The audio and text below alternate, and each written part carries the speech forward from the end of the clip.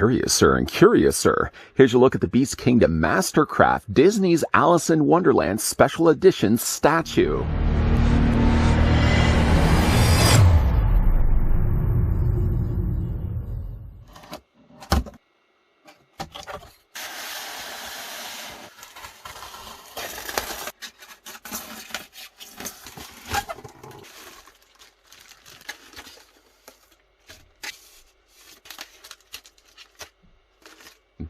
The MC-037 Alice is a wonderfully detailed statue that brings the graceful character to life in one of her famous scenes.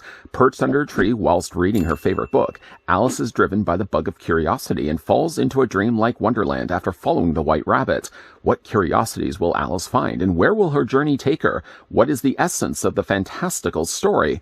With the Mastercraft series, precision craftsmanship, hand-painted and hand-sculpted creations are brought to life like no other. Take home the leisurely-looking Alice just before her journey to Wonderland, and marvel in how calm, composed, and relaxed she is, sitting on top of a mushroom and drinking her favorite cup of tea. The Drink Me and Eat Me potions are included for fans to recreate the famous scene from the movie.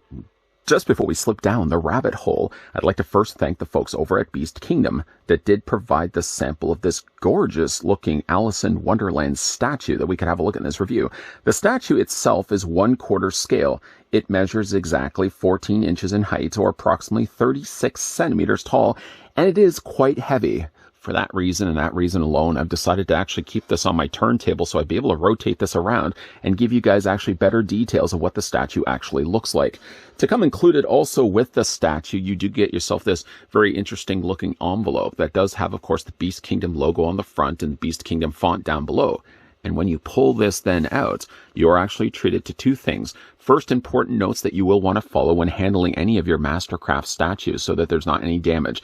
There are also indicating that these products are hand-painted and assembled, hence that the final product may vary from statue to statue within the acceptable range. There is also the more important certificate of authenticity, always something you're definitely going to want to hold on to when it comes to collecting these statues, that in this case does indicate the numbered sequence out of a very limited run of 1951. Like in the animated movie, though, you do get two extra things to come include with the statue. The first one being the Eat Me. Now, this is actually a very fragile piece, so you will want to be very careful when handling this. You do also, along with that, get the Drink Me, which doesn't actually have Drink Me on it, but you got yourself a little tag that's attached to the side of it. The bottle itself, I don't know if you can actually see or not, does have some really nice glitter, and it sort of has a two-tone effect, kind of more lighter color of the green down below, and it gets transitioned into a darker blue, very starry-looking sky kind of detailing done to this. There's a cork on at the top, but the cork is not removable. There isn't really a place that I can see, at least on the statue, that where this can actually go. I think, if anything, you probably could put this down by the bottom of the base. In fact, most of the images I've seen online of Alice does, in fact, actually have the Eat Me and the Drink Me bottles sort of just propped up against the side of the statue's base. Speaking of bases, at the bottom of Alice's base, which is a big giant mushroom cap, you get yourself this little rock face that does have this glorious silver placard on the front of it. The placard does list, in this case, the characters, well, the movie in which the character's from, which is Disney's Alice in Wonderland. Below that, in a larger font, you've got yourself Alice. And then right to the far side of that, you've got the Beast Kingdom logo, and to the other side of that, the number again out of the limited run of 1951. The one that was provided here just happens to be 1032. But yes, while keeping this still on the turntable, I'm going to spin this around so you guys can see all the finer features of the detailed base. The base and the actual statue as a whole is quite heavy. There was a little bit of assembly required, so I'll show you guys how that all comes together. Alice's, essentially her torso, does attach to the top of her dress. And then, of course, the dress is already built to the bottom of the base, which is, again, this really nicely painted toadstool. The mushroom cap does have some circular patches there, again, of white. They've been outlined in a darker purple. And again, there's this really nice speckling of purple that's also been added to it as well. It's fairly large and equally quite heavy. All the more reason why I've got this currently on the turntable right now. When you do get Alice out of box, you're actually getting treated to two halves to Alice. The main part of Alice with her dress and her legs crossed are already attached already to the mushroom cap. But then you're going to take this half to Alice that has the metal post on the bottom of the bit of this, and then you're going to slide this into the cavity provided, and it's going to fit then into the hole. Suppose, well, before we actually do that, this gives me a good chance to show you guys the work that they managed to put into this. Beast Kingdom has done an incredible job of painting these. Now, they are, of course, hand-painted, so they may vary from one to the other, but just the fair skin nature of Alice, you can see it does have some really nice additional rosy coloring that they've added to the cheeks, the brighter blue eyes, the little bit of reflection that they got to the corners there of her pupils, and I especially like the way they chose to have the eyes looking off to the side, adding a little bit of curiosity to the character.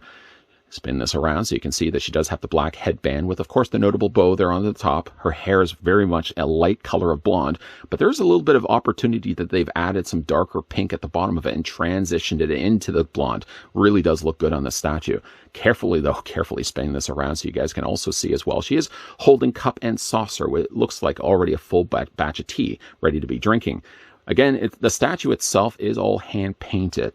And I think for the work that they actually managed to put into this, even like the dress as well, it does vary in the blue. You got some lighter colors of blue, but you also got some, again, darker blues added in there also as well.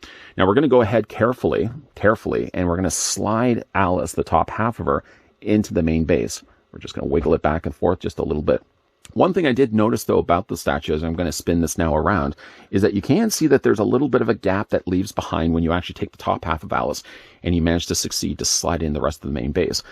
The gap is only just very noticeable, in fact, and when you're certainly looking at it from the front, you don't notice it at all that it's even there in the first place.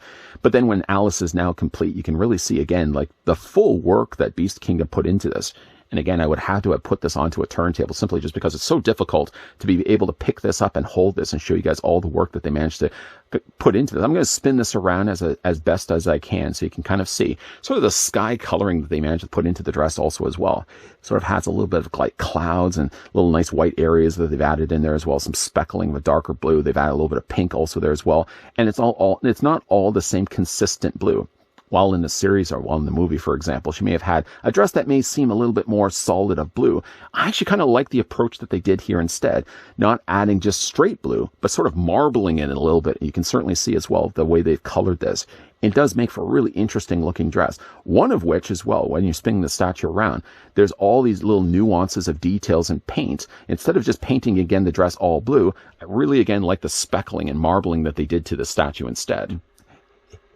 If you like the look of this statue of Alice, though, but you prefer the color scheme that she has closer to the animated movie, the Beast Kingdom did also release a Mastercraft Standard Edition Alice, which has all the same stellar sculpting that we get for this statue, but the color scheme is closer to what we actually get in the movie, where she has just a straight blue dress, and instead of actually sitting on top of a purple mushroom cap, she's sitting on more closer pink mushroom cap. There's that option also available as well. The ones that were kindly provided here, the one that was kindly provided here from Beast Kingdom is though the special edition. So not only does the mushroom cap change from pink to purple, but instead of having just again a straight coloring of blue for the dress, they went instead a different departure and they went sort of this speckling sky motif, and it works really well for this looking statue.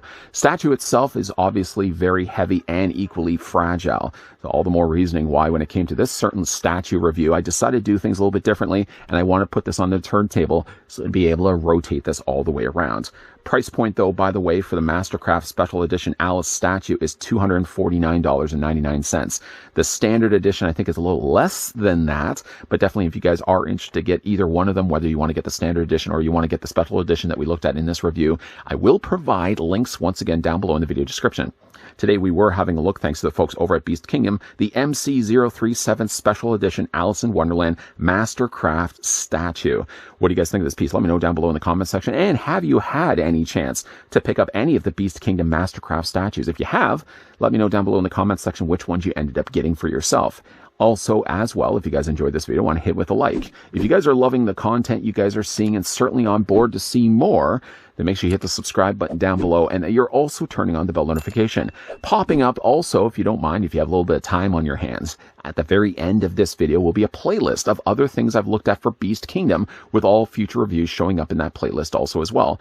As always, guys, thanks for watching. See you guys next time.